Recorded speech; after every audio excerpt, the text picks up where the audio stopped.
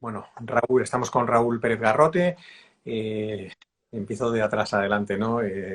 Tirador del equipo nacional de esgrima durante muchos años, no infinitas, pero casi infinitas veces campeón de España además.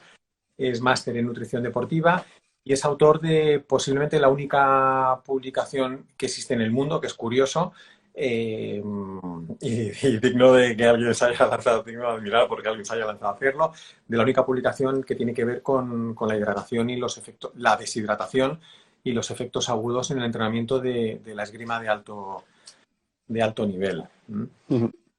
La verdad, Raúl, tengo que decirte bueno, curioso. O sea, estaba buscando, dándole vueltas y dándole vueltas. Le pedía a Inés García, la nutricionista del equipo femenino de esgrima, nada, Ujú. no encontrábamos. Ella sabía de ti, entonces me lo dijo también ella.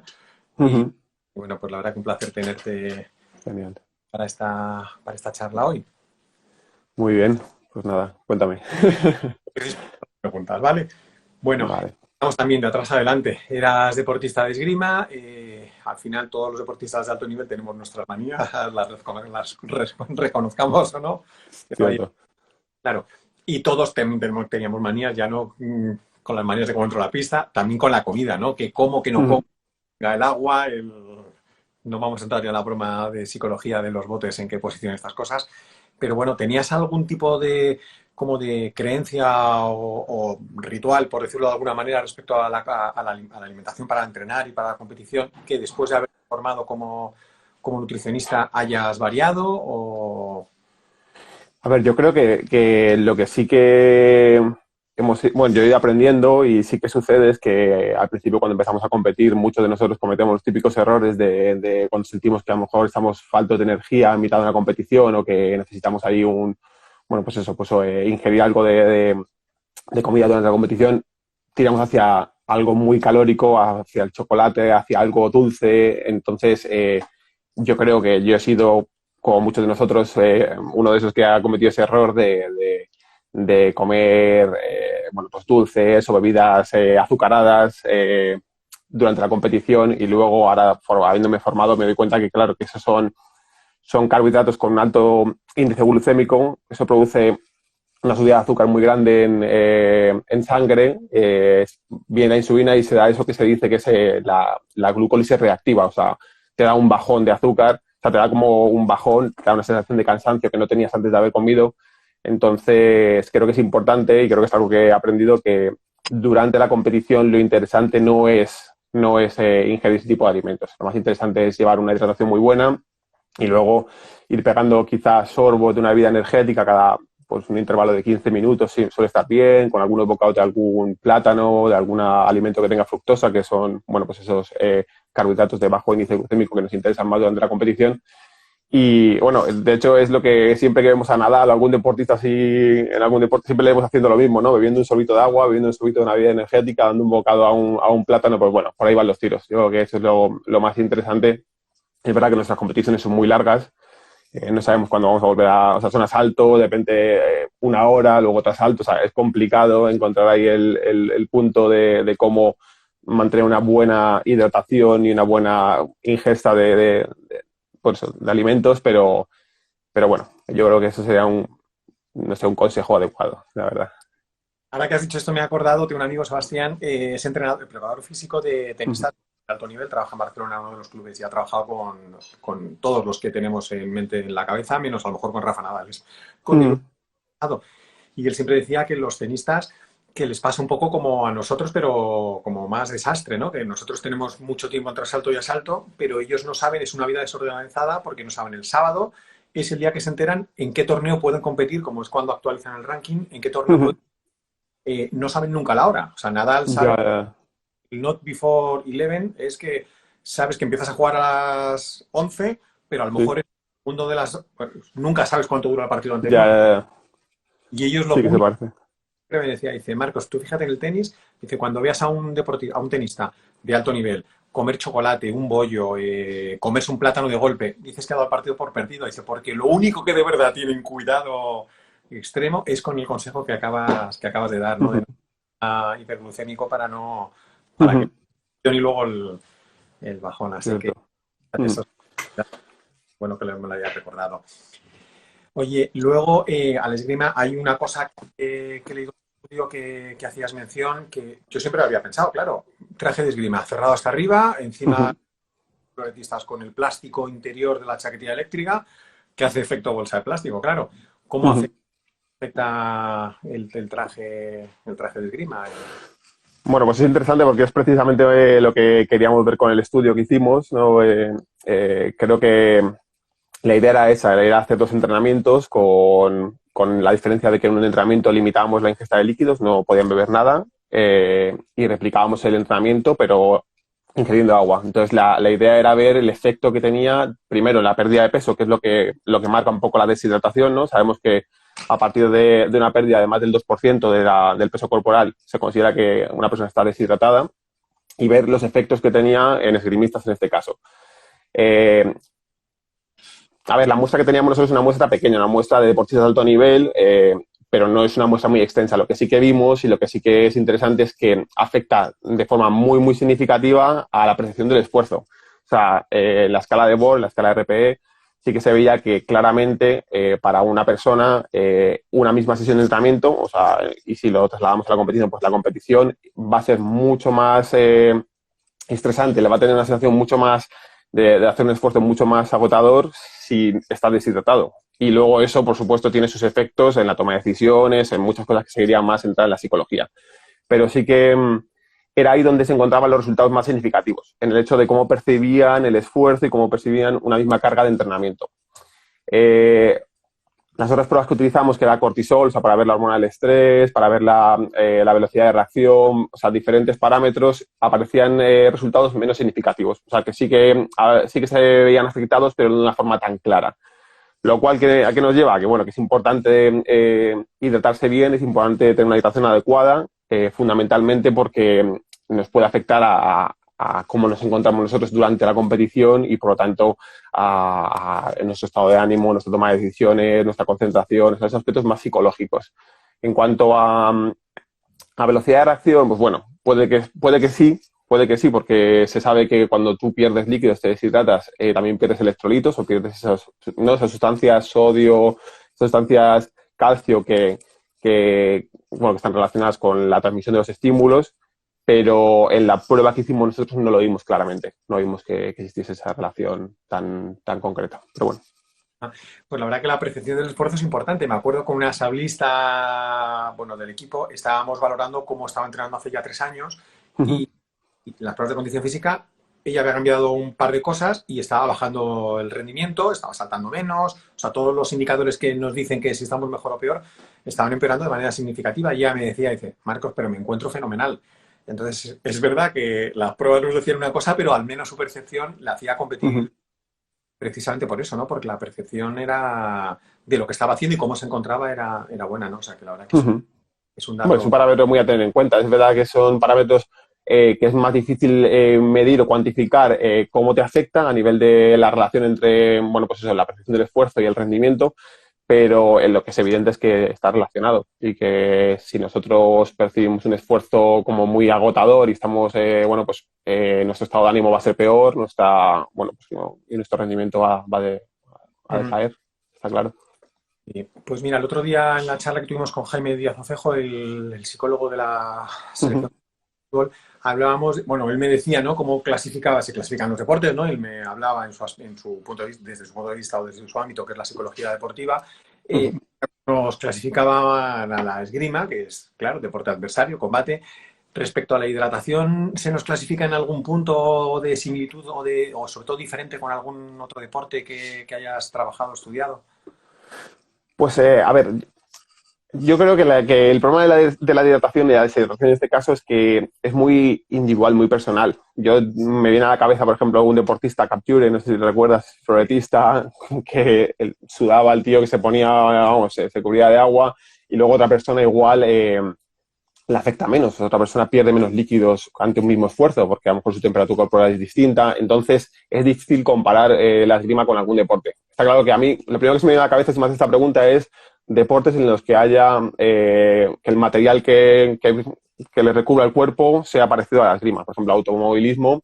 Nosotros vemos a ese tipo de deportes en los que se les ve que pierden mucho líquido, pero también tienen la posibilidad de ingerir líquido constantemente, de forma continua, porque lo llevan instalado. Luego, por el tipo de esfuerzo, también es verdad que la esgrima son 3 armas bastante distintas en tipo de esfuerzo. Yo he sido sablista y si me pienso en el sable, pues bueno, a mí me parece que son esfuerzos intermitentes, muy explosivos, pues de muy poca duración. Me recordaría a lo mejor algún deporte tipo fútbol americano en el que son sprint y dribblings, van también con casco y vestidos, pues algo parecido, ¿vale? Yo creo que es difícil hacer una comparación con un deporte como la esgrima porque se dan hay muchos condicionantes, tanto lo que llevamos, nuestro equipamiento, como el tipo de esfuerzo. Pero bueno, por tipo de esfuerzo, a lo mejor tipo badminton, tenis, también son esfuerzos intermitentes, solo que ellos no tienen el condicionante de la vestimenta. Bueno, complicado. Complicado establecer una correlación. La verdad, la esgrima es un deporte muy particular, por eso también lo estudiamos, porque es verdad que sufrimos más en este aspecto. En el aspecto de la deshidratación es un deporte que sufrimos bastante más. Claro, es muy como específico, ¿no? Oye, pautas, entrando ya un poco de lleno en materia, ¿qué pautas recomendarías desde el punto de vista de la hidratación en el entrenamiento y en la competición? Inés hablaba de la nutrición general, con ella no hablamos de hidratación, y nos contaba que ella diferenciaba el periodo de la semana previa a la competición, el día antes y el día de la competición, dependiendo también un poco de las horas, ¿no? Que no es lo mismo para competir a las 8 de la mañana que a las 2 de la tarde, ¿no? Pues mira, Marcos, yo creo que, a ver, en hidratación una cosa importante sería conocerse uno mismo, saber la forma más fácil, sí, más sencilla de conocer el estado de hidratación de cada uno es saber el peso corporal que tú tienes y después de la competición en el entrenamiento volver a pesarte y la diferencia de peso corporal puede ser, o sea, puede ser un indicador bueno de las pérdidas de líquido que hemos sufrido durante el entrenamiento o la competición. En cuanto a eso, sí es importante decir que la pérdida, por ejemplo, por cada kilo de masa corporal perdida, de peso corporal perdido durante la competición de entrenamiento, deberíamos de beber 1,5 litros de agua. ¿Vale? Eso es una buena pauta para poder, bueno, pues eso, paliar esos problemas que hemos tenido si no nos hemos hidratado correctamente durante la competición. Durante la competición, pues un poco lo que te he comentado. Yo creo que es importante beber agua frecuentemente, o sea, agua continuamente, y luego ir alternando un poco la ingesta, la hidratación, con una bebida isotónica, una bebida que tenga más o menos un 8% de carbohidratos, que es lo que se recomienda.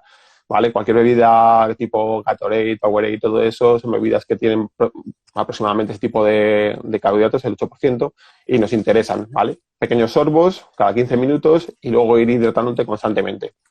Para preparar la competición, pues bueno, a veces se recomienda beber agua 1 o 2 horas antes y acompañarlo con algún snack salado, algo que nos permita que esa hidratación pues, se absorba adecuadamente, que esos líquidos se absorban y que estemos preparados para la competición.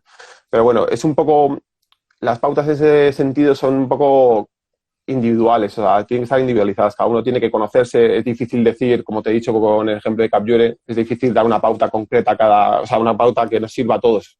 O sea, lo ideal es que cada uno se conozca, que sepas cuánto, con qué frecuencia tienes que hidratarte y que vayas un poco comprobando después de las competiciones si has perdido peso, y si has perdido peso significa que probablemente hayas bebido menos líquidos de los que necesitarías y la próxima competición pues deberás estar más pendiente, más atento a eso. Pero claro, depende de muchas cosas, depende también del calor que haga, ¿sabes? De la temperatura del lugar en el que se haga la competición, o sea, hay muchos aspectos que influyen. Claro, por ejemplo, los madrileños nos pasa que Madrid es tan seco, ¿no? Que cuando vamos a sitios, ¿no? Que parece que nos han puesto un grifo directamente. Totalmente, totalmente.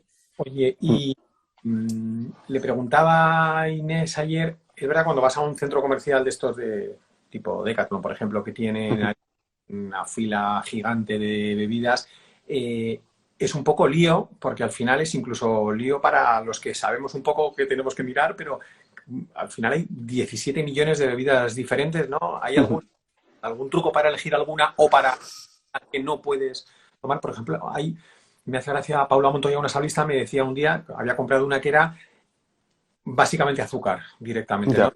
Claro, porque dice, no, es que la he comprado en tal tienda que es de nutrición deportiva y me han dicho que esto estaba bien, pero aquello era como una barbaridad. ¿Algún truco para...? Bueno, lo que te he dicho, yo creo que se recomienda un 8% más o menos de carbohidratos y lo ideal es que lo demás, lo demás probablemente sea marketing, o sea que tenemos que buscar una bebida que no exceda ese 8% para evitar lo que hemos comentado, de la glucólisis reactiva, de el azúcar entre demasiado rápido en la sangre y se produzca ese bajón. Por lo demás, pues las marcas son las marcas. Yo no tengo una preferida, no te puedo dar un nombre, pero sí, más o menos pues, esa es la idea. Buscar una bebida que no sea muy alta en carbohidratos. Claro, el 8%. Vale, vale. Vale. Luego el asunto del sabor y todo esto da un poco lo mismo, ¿no? Porque cada Sí, uno... es personal. También es verdad que con todo el tema de la nutrición deportiva, de la nutrición durante la competición y previa a la competición, es importante que cada uno conozca qué alimentos le sientan mal. O sea, por eso también hablo de individualizar, de seguir los consejos de un nutricionista. Creo que es importante no comer alimentos que nos produzcan pues, esas sensaciones de pesadez, esos problemas de digestión. Evidentemente se quitan todo lo que sea legumbres antes de la competición, pero aparte de eso, todos aquellos alimentos que no nos sienten bien. O sea, evidentemente alguien que tiene problemas con la lactosa pues va a evitar lácteos para el desayuno antes de la competición y pasará parecido con las bebidas energéticas o con otro tipo de bebidas. Pues hay que probarse y hay que ver qué bebidas nos gustan, qué bebidas nos sientan bien, porque eso es una parte importante también de la alimentación durante la competición. O sea que, bueno, tú me preguntas por el sabor, pues bueno, pues sí que el sabor no influirá a nivel ¿no? de lo que estamos ingiriendo, de los nutrientes, pero sí que va a influir en nuestro estado de ánimo y lo que nos apetezca tomar. Creo que hablábamos antes, ¿no? Que hace que nos encontremos mejor. Pues Claro. Uh-huh. hay muchísimas más cosas que has hecho en tu estudio, pero te tenemos que agradecer que nos has dejado que utilicemos el estudio como parte de tu estudio, como parte de Uh-huh. ejercicio de estudio para los entrenadores. Entonces, voy a hacer un giro radical. Las preguntas Vale. realmente interesantes.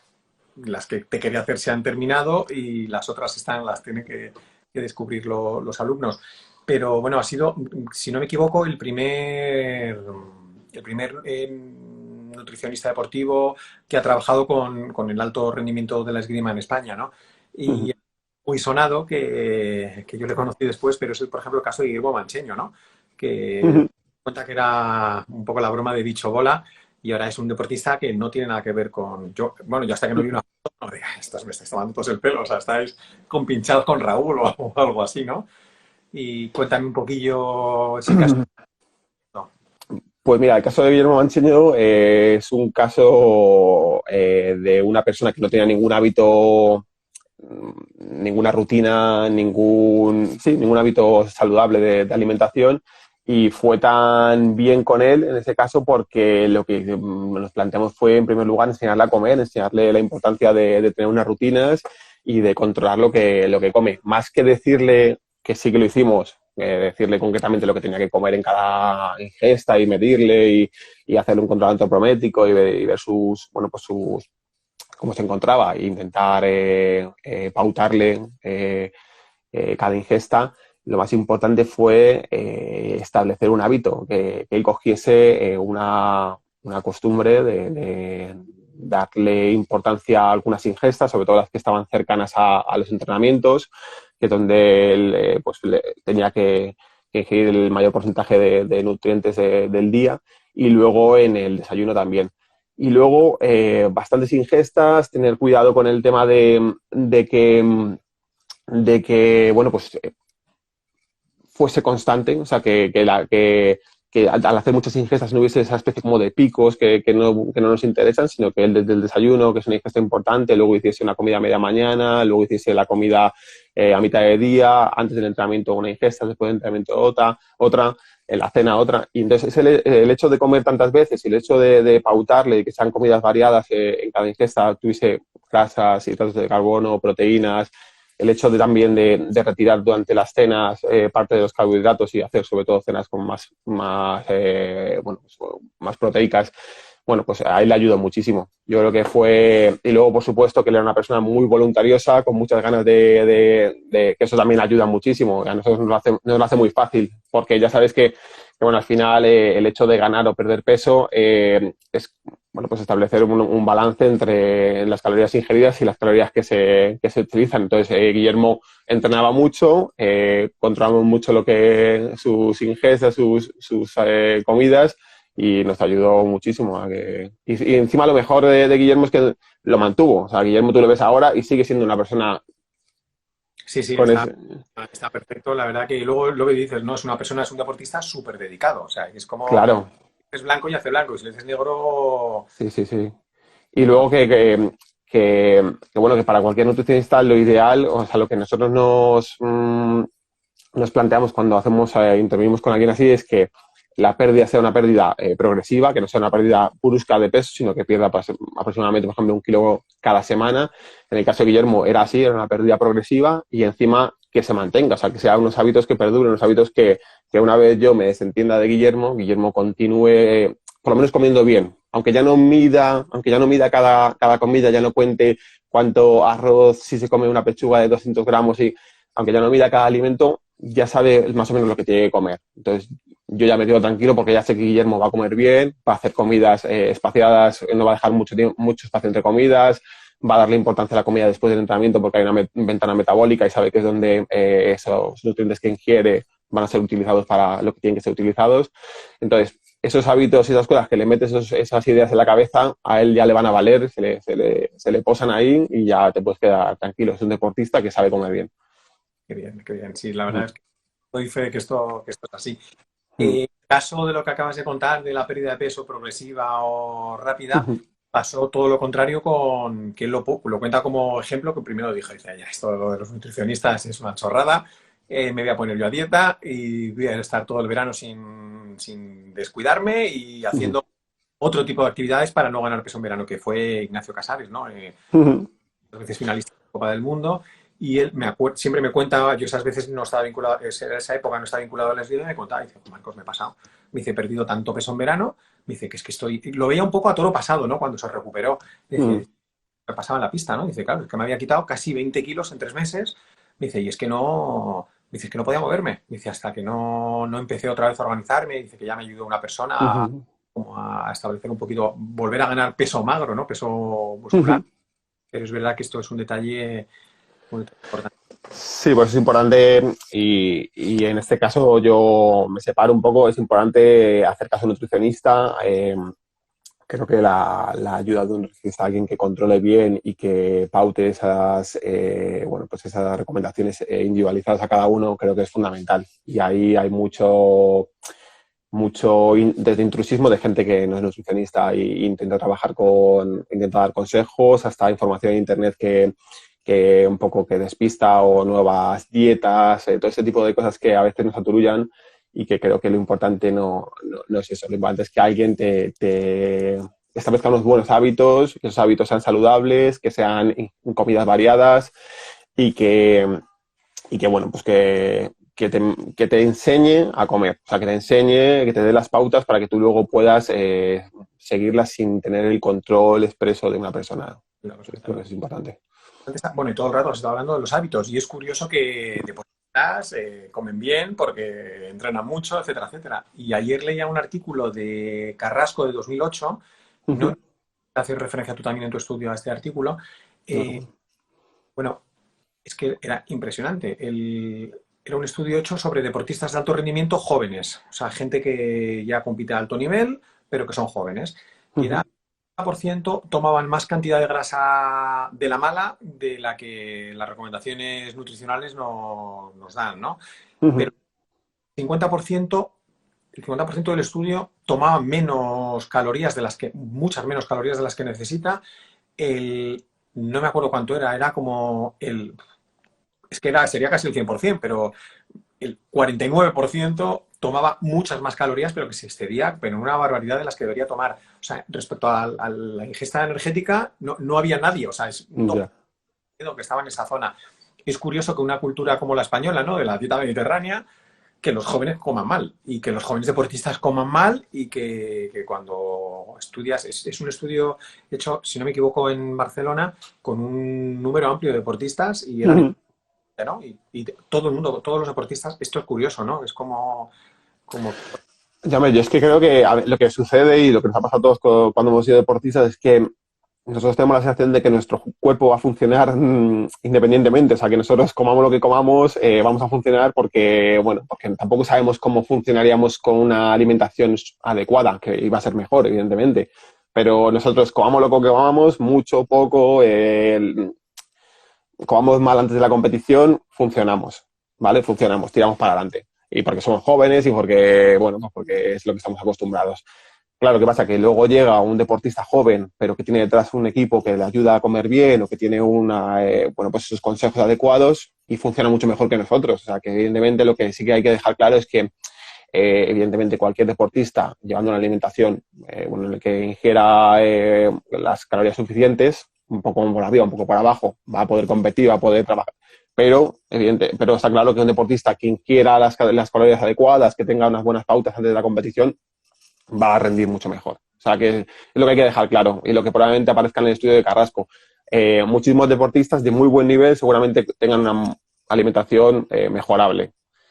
Evidentemente, si esos deportistas tuviesen una alimentación mucho mejor y cuidasen sus hábitos de hidratación, de ingestas antes de la competición, durante y después, pues serían mejor o rendirían más. O rendiría, o se lesionarían menos, o, ¿vale? O sea, mejorarían bastante. sí. Por terminar, darte las gracias, ya no por esta conversación que también, pero sí por este estudio que la verdad o sea, llevo ya muchos años vinculado a la esgrima de competición y yo lo voy a promocionar entre los deportistas precisamente por esto, ¿no? Porque al controlar algo tan sencillo como es beber, encima tú controlabais el agua, no eran bebidas, algo tan No. sencillo, controlar el agua que bebes, que es una chorrada absoluta, o sea, no hay nada más beber sorbitos frecuentemente, cómo cambia el rendimiento, porque todo lo que habíais metido, todas las variables eran, ¿no? Que el salto no era la única que no cambiaba demasiado, la frecuencia cardíaca, o sea, el ritmo cardíaco, Sí. es como todo.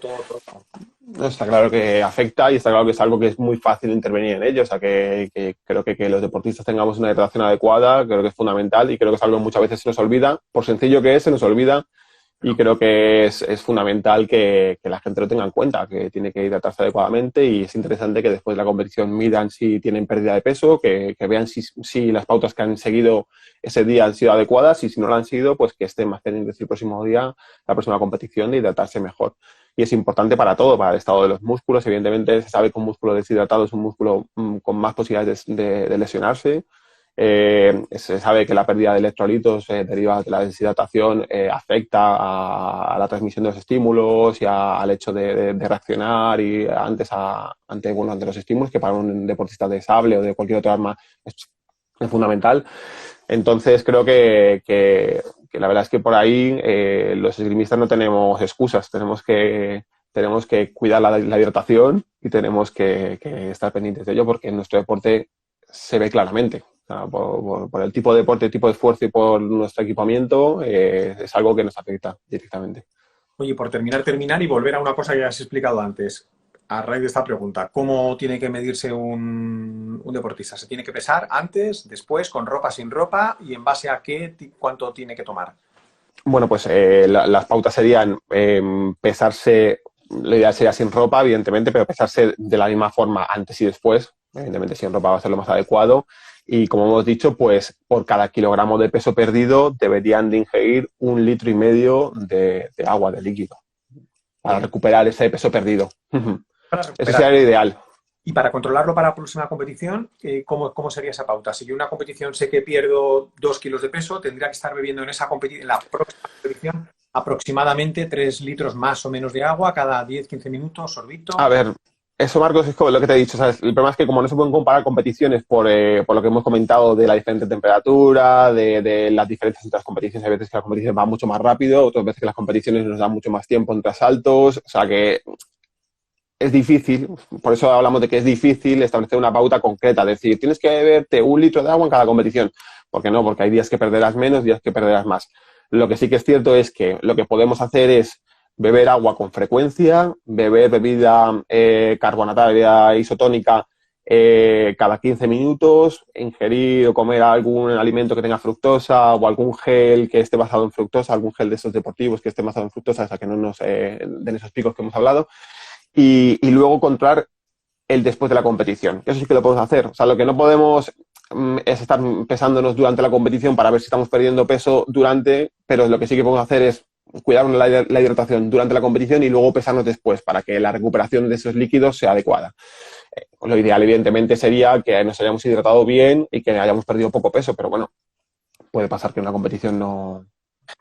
Oye, y como un detalle tonto es que nosotros perdemos peso, pero el traje de esgrima lo absorbe. Entonces, lo ideal Claro, al principio, que es casi mejor si nos pesamos, al menos sin el traje de esgrima, tanto antes como después, porque si no, claro. Hombre, pues, claro. mismo, Si ¿no? no, igual sale que estamos igual y estamos realmente deshidratados. Sí, sí, sí, sí, por supuesto. Raúl, pues muchísimas gracias por el rato largo, más de lo que te había pedido, que nos has No te dedicado. preocupes. Un Y, placer. y bueno, muchísimas gracias. ¿Te podemos localizar de alguna manera? ¿Alguien que te quiera hacer consultas? O... Bueno, me puedes mandar un mensaje ya que estamos utilizando Instagram, un mensaje por aquí y yo luego le doy el correo electrónico si quieren preguntarme algo más concreto, pero bueno, creo que por Vale. aquí no. Instagram, porque este vídeo va a quedar durante mucho tiempo como material de estudio. Tu Vale. eh, Es el que tenéis ahí apuntado, es Pegarrote, que sabes de Pérez Garrote, que yo son mis apellidos, pues Pegarrote y ese es mi Instagram, o sea que me pueden escribir el que necesite algo, pues ya sabe. Vale, vale, fenomenal. Ya sabéis, aprovecharos de Raúl que no es nuevo en esto. Raúl, muchísimas gracias. Nos vemos Gracias a ti, Marcos. y Vale, pues nada, pues nos vemos por las pistas. nos vemos por ¿Vale? la... Venga. Gracias.